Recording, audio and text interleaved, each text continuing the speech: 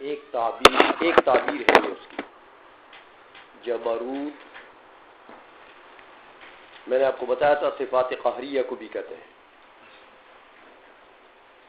لیکن قاضی فرماتے ہیں جبروت کا دوسرا استعمال صفات افعال میں بھی آتا، جیسے تخلیق، ترزیق، احیاء، اماتت. یہ جو صفات ہیں باری تعالیٰ کے، ان کو صفات فعلیہ کہتے ہیں، صفات افعال. تو ان کو بھی جبروت کہتے ہیں. ایک اصطلاح یہی ہے. لاہوت کے متعلق بتایا هو الذات على ما صرح به الاصفهاني في شر التوالع. لاہوت ذات باری تعالیٰ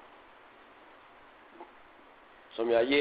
لیکن المراد به ها هنا صفات الذات، صفات ذاتیہ ثبوتیہ جو ہیں، کیونکہ لاہوت کو جبروت کے مقابلے میں ذکر کیا، تو جبروت سے جب مراد صفات فعلیہ ہو گئیں تو لاہوت سے مراد صفات ذاتیہ ہوں گی.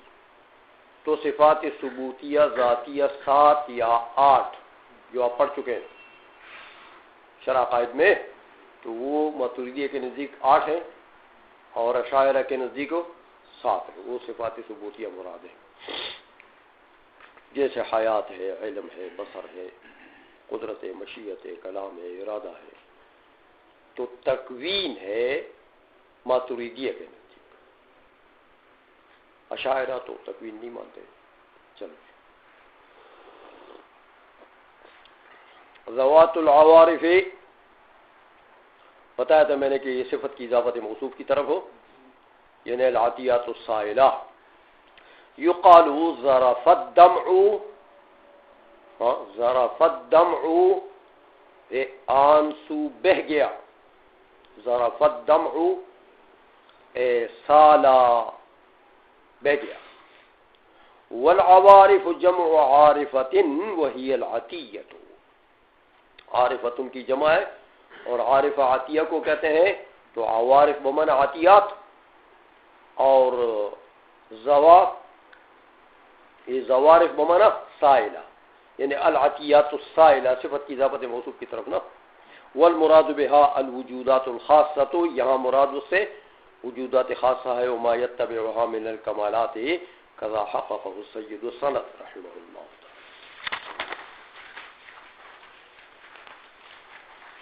اچھا میاں، اب فرمایا سبحانہ ما اعظم شانہ. السبحان اما مصدر کا غفران او علم للمصدر وهو التسبیح.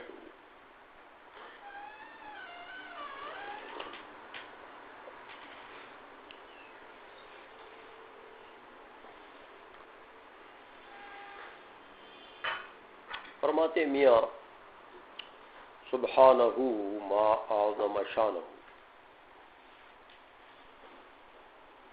سبحان کا جو لفظ ہے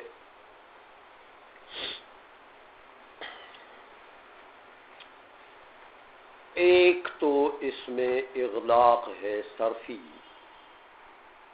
کہ یہ صیغہ کیا ہے باعتبار لفظ، یہ صیغہ کون سا ہے.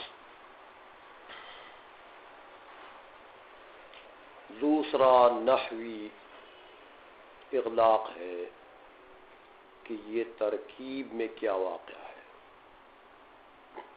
تو اس کا اعراب کیا ہوگا. تیسرا لغوی کہ اس کا پھر معنی کیا ہے، مدلول اور مفہوم کیا ہے. سمجھا گئی ہے.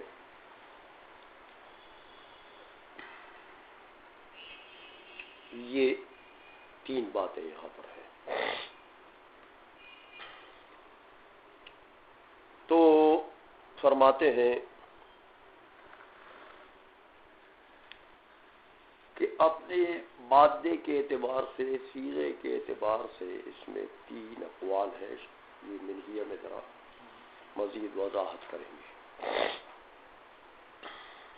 ایک قول تو یہ ہے کہ یہ جو سبحان کا لفظ ہے اس کے دو استعمالات ہیں، بدون الاضافت اور بالاضافت۔ سبحان کا لفظ کبھی بغیر اضافت کے استعمال ہوتا ہے، جیسے سبحان من کذا تعجب کے لیے آتا ہے سبحان من کذا، تو یہ جب بغیر اضافت کے استعمال ہو میاں، اس وقت یہ سبحان کا جو لفظ ہے یہ عالم ہے، عالم ہے اور غیر منصرف ہے۔ سمجھ آ گئی ہے؟ ایک اس میں عالمیت اور الف نون مزیدتان۔ تو جب مقطوع عن الاضافت ہو تو اس وقت تو اس میں عالمیت متعین ہے، سمجھ آ گئی ہے؟ لیکن بالاضافت جب استعمال ہوگا اس میں پھر اختلاف ہے۔ قاضی بیضاوی رحمہ اللہ تعالی اور صاحب لباب اور منتخب اور باقی کئی اصحاب نے اس کو مصدر قرار دیا کہ بالاضافت استعمال ہوگا تو مصدر ہوگا۔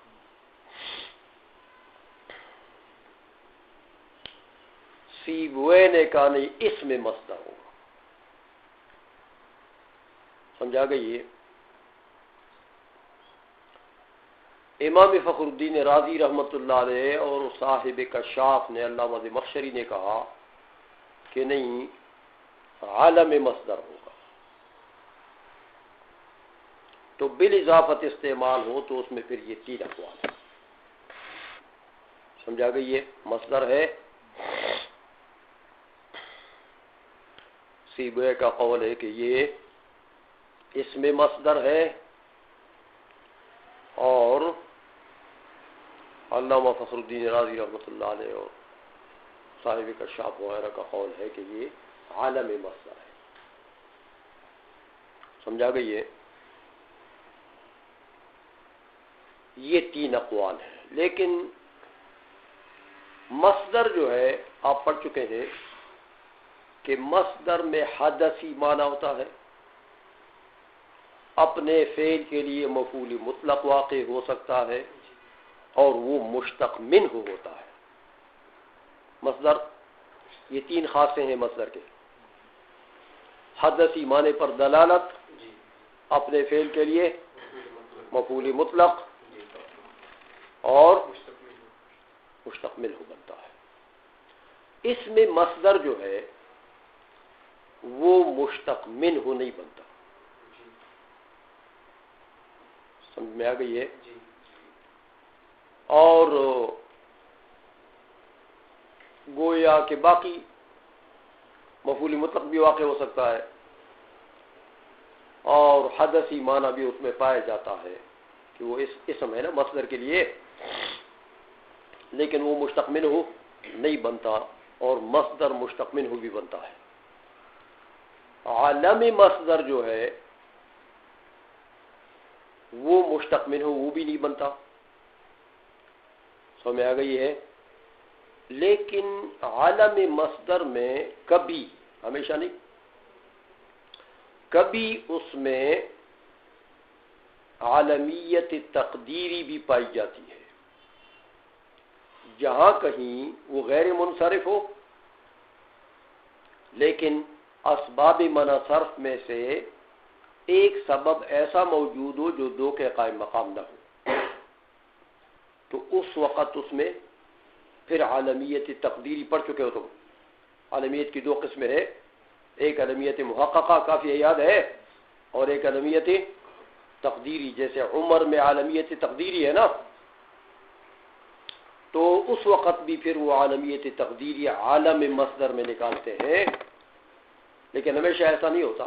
عالم مصدر میں کبھی دو اسباب اپنے برابر ہوتے ہیں عدم انصراف کے لیے، تو پھر حاجت نہیں پڑتی ہے۔ یہ اس وقت ضرورت پڑے گی جبکہ غیر منصرف کے لیے وہ اس کا استعمال تو غیر منصرف ہو، لیکن اسباب منصرف میں سے ایک جو قائم مقام دو کے نہیں ہے وہ پایا جاتا ہے، تو پھر عالمیت تقدیری نکالنی پڑتی ہے۔ تو یہ فرق ہے مصدر، اسم مصدر اور عالم مصدر،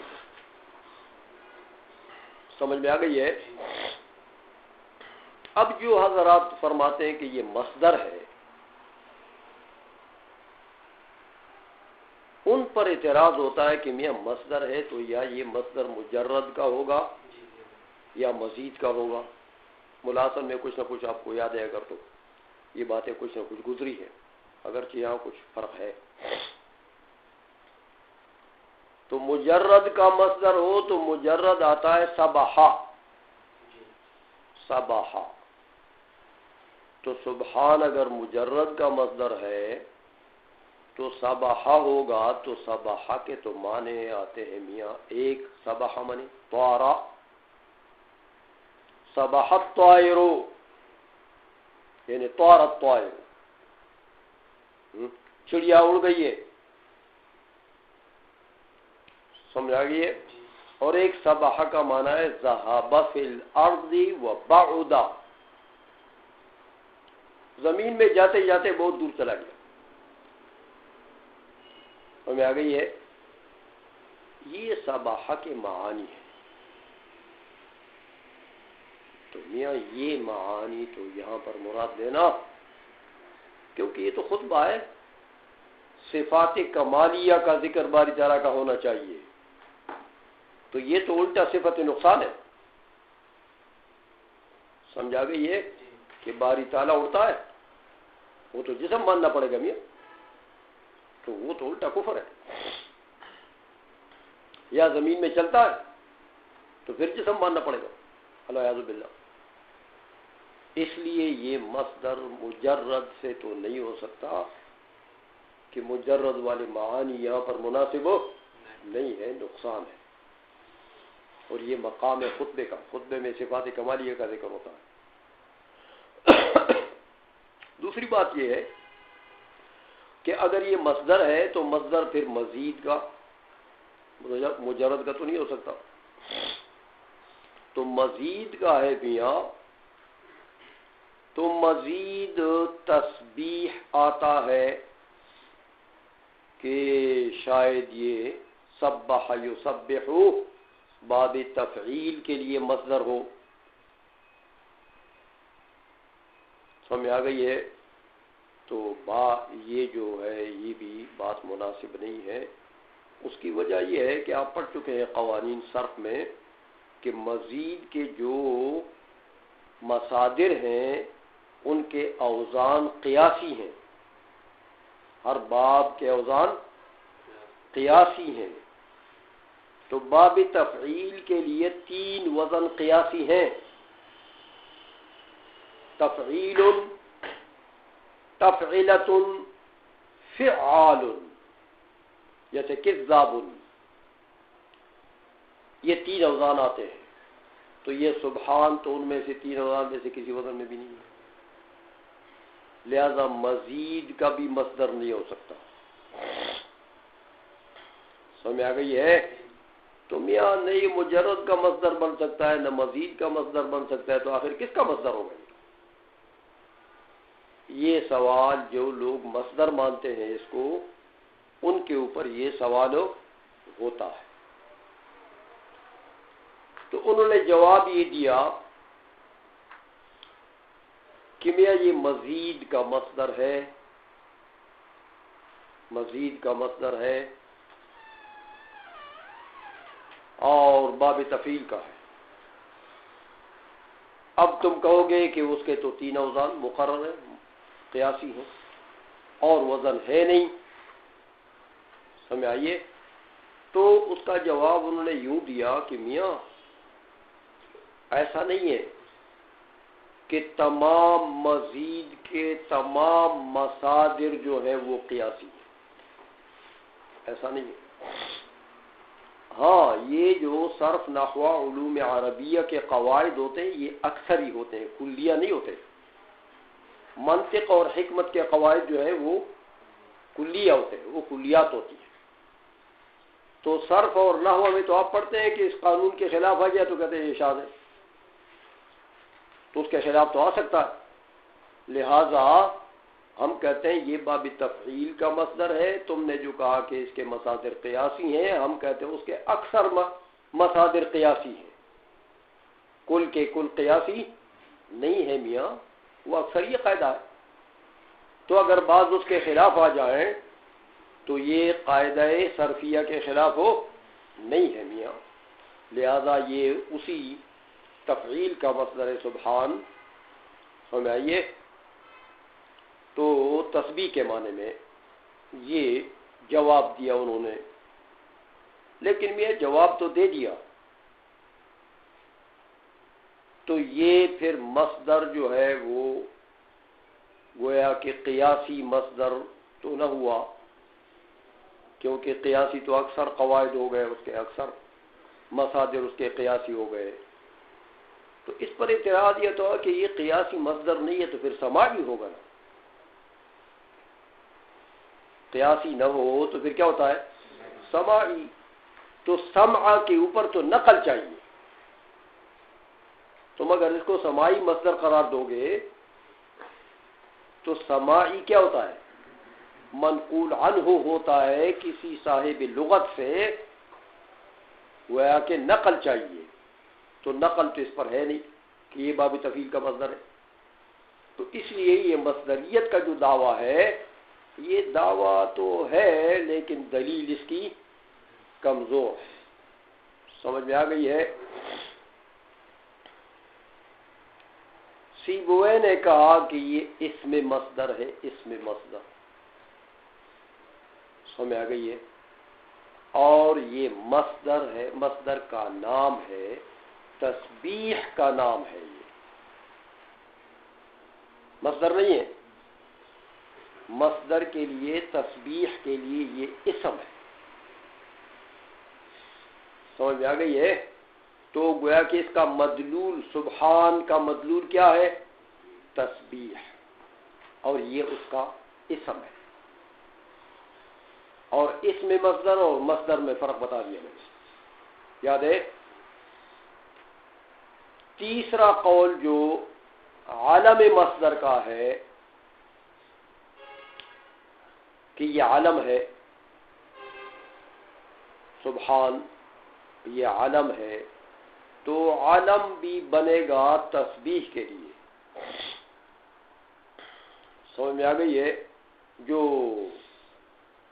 امام فخر الدین رازی رحمۃ اللہ علیہ اور صاحب کشاف کا قول ہے کہ یہ عالم مصدر ہے. تو عالم مصدر کا قول اور یہ اسم مصدر کا قول، یہ دونوں ایسے ہیں کہ میاں اس کے اوپر ایسا معتبی اعتراض نہیں ہے جیسے مصدر کے اوپر اعتراض ہے نا.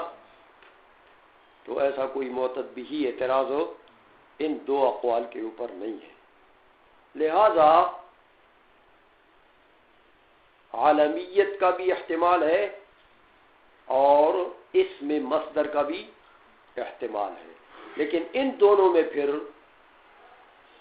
علماء جو ہیں وہ سیبوئے کے قول کو ترجیح دیتے ہیں کہ یہ اسم مصدر ہے. سمجھ آئیے؟ بنسبت عالمیت کے اسم مصدر کو ترجیح دیتے ہیں کہ میاں عالمیت ہوگی تو اس کے لیے ایک وضع ثانیہ چاہیے. پڑھ چکے ہو تم کہ عالمیت ایک وضع ثانی ہے. تو وضع ثانی جو ہے اس کا، وہ اس کے لیے الگ پھر دلائل چاہیے کہ وضع ثانی اس کا ہوا ہے کہ نہیں ہوا ہے، برخلاف اسم مصدر کے کہ اسم مصدر کے لیے کوئی وضع ثانی ضروری نہیں ہے. اس لیے سیبوئے کا جو قول ہے کہ یہ اسم مصدر ہے، اس کو علماء زیادہ پسند کرتے ہیں کہ سبحان کا لفظ جو ہے یہ اسم مصدر ہے. البتہ ایک بات میں نے بتا دیا آپ کو، جب مقطوع عن الاضافت استعمال ہو اس وقت تو اجماعاً یہ عالم ہے، عالم مصدر. سمجھ آئیے؟ تو یہ بالاضافت جب استعمال ہو تو پھر اس میں یہ 3 اقوال ہیں. سمجھ میں آ گئی ہے؟ یہ ہے سبحان کا گویا کہ صرفی تحقیق کی یہ صیغہ کیا ہے. سمجھ میں آ گئی ہے؟ نحوی اعتبار سے کہ میاں یہ ترکیب میں کیا ہے تو بتا دیا ہے. سمجھ میں آ گئی ہے کہ دیکھو میاں السبحان اما مصدر کا غفران. اب مصدریت پر سوال ہوا کہ یہ تو سبحان بروزن فعلان ہے، تو کیا فعلان کے وزن پر کہیں مصدر آتا ہے؟ کہتے ہیں غفران آتا ہے. سمجھ آئیے؟ اب لغوی تحقیق، لغوی کے معنی کیا ہے؟ سمجھ آئیے؟ اور صیغہ ترکیب میں کیا واقع ہے؟ دونوں بتاتے ہیں. فالمعنی سبحت سبحانہ، مصدر ہو جائے تو پھر اس کا معنی یہ ہے کہ سبحت یعنی ترکیب میں یہ مفعول مطلق واقع ہے فعل مقدر کے لیے، اور اس کا فعل واجب الحذف ہے. سبحت سبحانہ، تو یہ سبحان جو ہے یہ اس کے لیے گویا کہ مفعول مطلق واقع ہے ترکیب میں. یہ نحوی بات بتا دی آپ کو اور معنی بھی بتا دیا. سبحت بمعنی قلت سبحان اللہ، سبحت بمعنی قلت سبحان اللہ. دیکھو وہ حدیث میں آتا ہے کہ اللہم صلی علی سیدنا محمد بعدد من سبحک وکبرک وہللک. سمجھ آئیے؟ درود شریف کے اس میں آتا ہے، حدیث ہے کہ میاں حضور پر اتنے رحمتیں بھیج بعدد من سبحک. تو سبحک کا یہاں کیا مطلب ہے؟ بعدد من قال سبحان اللہ، کبرک بعدد من قال اللہ اکبر، حللک بعدد من قال لا الہ الا اللہ. تو یہ قال سبحان اللہ کے معنی میں بھی آتا ہے. سمجھ میں آ گئی ہے؟ آگے بتائے او علم للمصدر، یا مصدر کے لیے علم ہے. وہ مصدر کون سا ہے؟ وہ هو التسبیح، تسبیح کے لیے گویا کہ یہ علم ہے. اب آگے فرمایا کہ میاں عالم ہے تو اس وزن پر عالم آتا ہے؟ کہتے ہاں. کا عثمان، سبحان کے وزن پر عثمان عالم ہے للرجل. سمجھ میں آ گئی ہے؟ تو یہ گویا کہ 2 اغلاق بلکہ تینوں کا حل اجمالاً اس عبارت میں بتا دیا. چلو